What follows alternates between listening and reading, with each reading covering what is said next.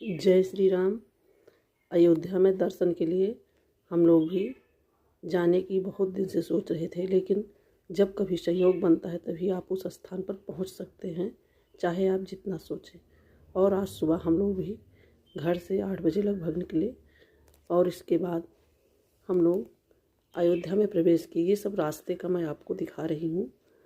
यहाँ पर हम लोग सबसे पहले सरजू मैया का स्नान तो नहीं कर पाए, लेकिन हम लोग जा कर के वहाँ पर जल छिड़के और माँ सरजू से प्रार्थना की कि सब कुछ कुशल मंगल रहे। यहाँ पर दोपहर हो चुकी थी पहुँचने में हम लोगों को, लेकिन फिर भी कुछ नाव देखिए टहल रही हैं। कुछ लोग जो दर्शक लोग आए हैं, स्नान करने के लिए आए हैं, सब नौका विहार कर रहे हैं।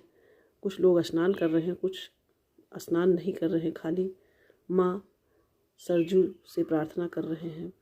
और यहाँ पर ऊंची ऊंची सीढ़ियों से हमें 8-10 सीढ़ियाँ चढ़ करके ऊपर आए। फिर नीचे भी सीढ़ियों के द्वारा हम लोग वहाँ सरजू घाट पर पहुँचे। दोपहर की वजह से भीड़ बहुत अधिक नहीं थी, लेकिन फिर भी चंदन लगाने वाले, फूल माला बेचने वाले और भी लोग वहाँ पर उपस्थित थे।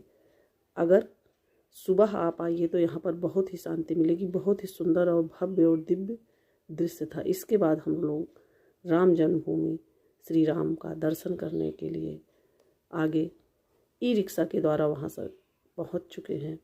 और इसके बाद यहाँ पर भीड़ देखिए, अच्छी खासी भीड़ है, लेकिन प्रांगण बहुत ही बड़ा है। इतना बड़ा प्रांगण है कि उसमें भीड़ भी बहुत कम ही दिखाई पड़ती है। चारों तरफ से लोग जा रहे हैं। और देखिए यहाँ सामने आप भीड़ का तांता लगा हुआ है। कुछ लोग टोपी वगैरह लगा करके बाहर से आए हुए हैं। इससे इनके ग्रुप की पहचान बनी रहेगी, क्योंकि अंदर जब भीड़ में ये लोग होंगे तो टोपी के द्वारा ही एक दूसरे को ये पहचान करके आपस में मिल जा पाएंगे। दीवारों पर दोनों तरफ जो नक्काशी बनी हुई है वो भी बहुत ही बेहतरीन है। धन्यवाद है उन कलाकारों को जिन्होंने इतनी बारीक नक्काशी की है, जो कि देखते ही बन रहा है। गजब का दृश्य है। यहाँ पर इस तरह हम लोग आगे प्रवेश कर रहे हैं। यह अयोध्या में राम जन्मभूमि की कहानी भी अलग है। यहाँ पर बहुत ही सदियों पुरानी आस्था और संघर्ष, लेकिन यहाँ पर बहुत कानूनी लड़ाइयाँ भी हुई हैं, तब हमारे श्री राम जी यहाँ पर पधारे हैं। मान्यता के अनुसार बाबर के सेनापति मीर बाकी ने 1528 में यहाँ मौजूद प्राचीन मंदिर को तोड़कर बाबरी मस्जिद बनवाई थी। 134 वर्षों की कानूनी लड़ाई के बाद 9 नवंबर 2019 को सुप्रीम कोर्ट ने मंदिर निर्माण का ऐतिहासिक फैसला सुनाया, जिसके बाद 22 जनवरी 2024 को भव्य मंदिर में राम लला की प्राण प्रतिष्ठा की गई। और इसके पश्चात हम सभी यहाँ पर दर्शन के लिए आने लगे।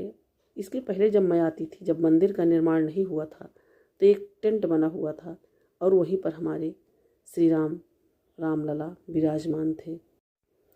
अब तो यहाँ पर पूरे देश विदेश से लोग हमारे प्रभु श्री राम जी का दर्शन करने के लिए आते हैं। ठंडी हो, सर्दी हो, गर्मी हो, बरसात हो, कभी भी यहाँ भीड़ थमने का नाम नहीं लेती है। और प्रभु श्री राम का दर्शन करने के लिए लोग बिना जूते चप्पल के भी निकल पड़ते हैं।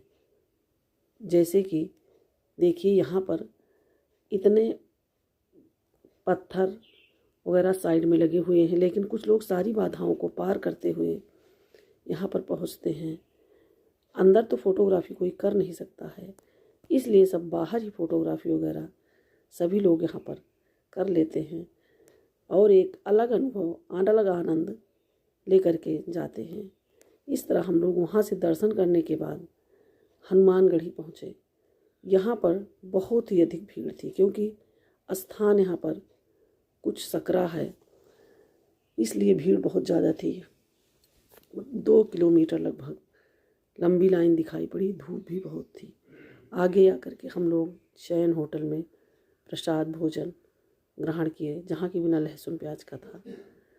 इसके बाद हम लोग आगे बढ़े कनक भवन कनक भवन हम लोग यहाँ पर पहुँच चुके हैं, लेकिन यह मंदिर 4 बजे खुलता है, इसलिए हम लोग भी इंतज़ार कर रहे हैं।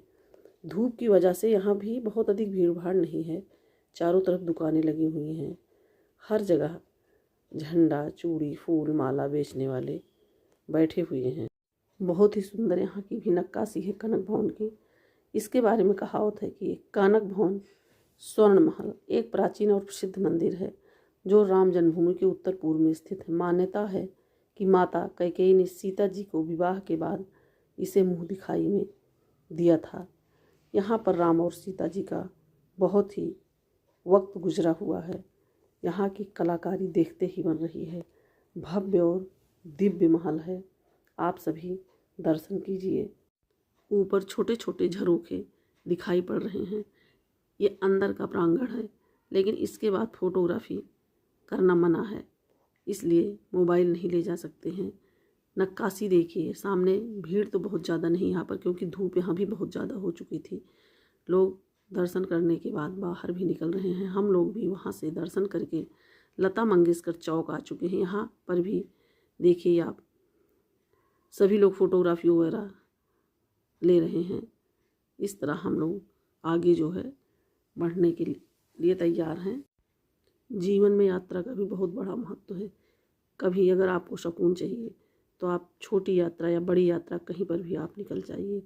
यह लता मंगेशकर चौक है। बहुत ही भव्य और दृश्य यहाँ पर भी है। और कुछ हम लोगों ने फोटोग्राफी की थी जो आपको मैं दिखा रही हूँ। जय श्री राम, जय श्री राम, जय जय